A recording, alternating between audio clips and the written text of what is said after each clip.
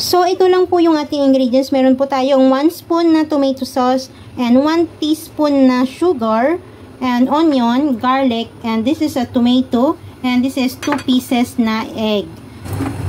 So, ngayon ay meron po akong ditong kawali. So, maglalagay tayo ng oil. So, then, ilalagay natin to.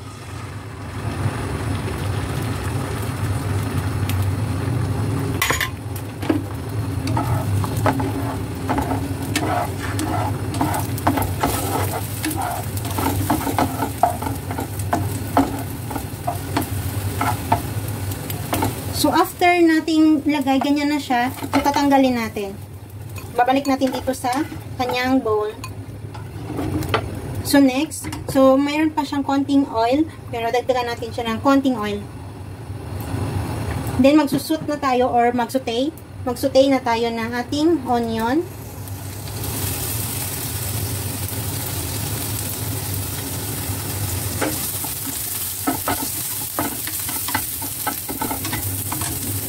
Then, garlic.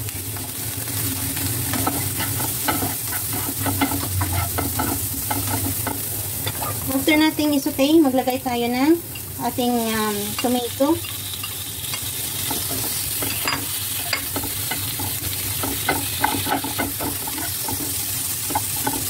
Mas maganda pag maraming tomato. So, pwede kayong maglagay ng 2 to 3 or 4 pieces na tomato.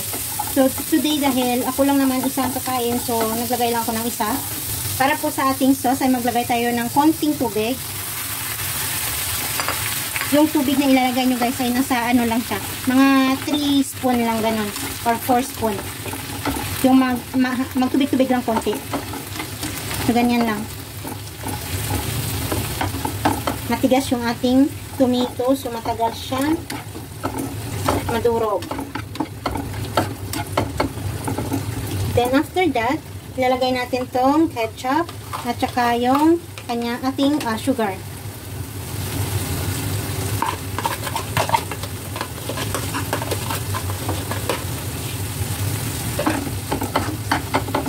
Then, hahaluin lang natin.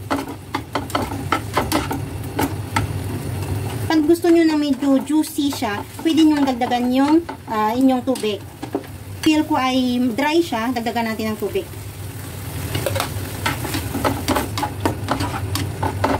So, pakukuluin natin ng konti.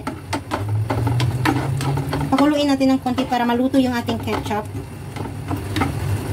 So, pag ganito na, pag feel nyo ay okay na siya, pag naluto na yung inyong tomato, ay pwede nyo na ilagay yung inyong, yan, yung egg. Pagkalagay ng egg ay halu-haluin lang para ma-mix silang lahat. So, yan. Ganyan na siya. Yan. Pag ganito na siya, okay na yun. Yung may konting sabaw lang. Huwag sobrang sabaw at huwag naman sobrang dry. So, yun ha. So, ilalagay lang po natin itong ating onion or spring onion. Tapos, haluin. So, ayan. So, okay na po to. Mag-plating na po tayo.